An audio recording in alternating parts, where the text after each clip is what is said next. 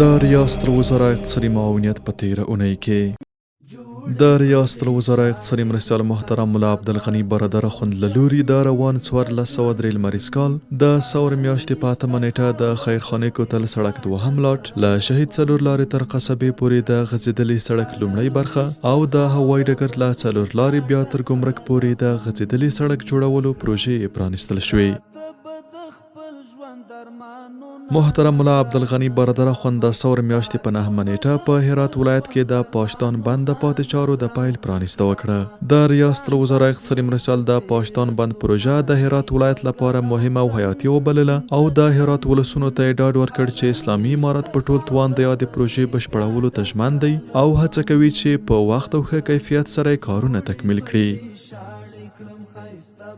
د ریاست الوزراء اقتصادي مرستیال محترم عبدالغني برادر اخوند هرات ولایت ته د خپل سفر پر مهال د ثور میاشتې په نهمه نېټه په هرات ولایت کې د ایتوک فارما او افغان میډیسن د درمل جوړولو فابریکو او همدارنګه د شمس کولا غیر الکولي مشروباتو تولیدي فابریکې پرانیسته وکړه.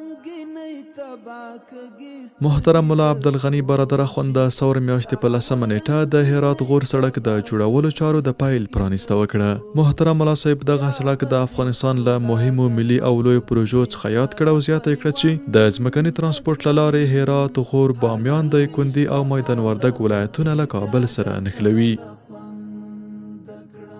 د ریاست الوزراء اقتصادي مرستیال محترم عبدالغني برادر اخوند د کرنیزو محصولاتو په درشم پسرلني نندارتون کې ګډون وکړ. دغه نندارتون د روان 1403 لمریز کال د ثور میاشتې په 12مه نېټه د کابل په بادام باغ څیړنیز فارم کې کرنیزو محصولات او صنعتي تولیداتو ته د بازار موندنې د کرنیز سکتور د پیاوړتیا او له کورنیو تولیداتو څخه د ملاتړ په موخه جوړ شوی و. جوړې بدې شاړې کړم ښایسته به دې څو چند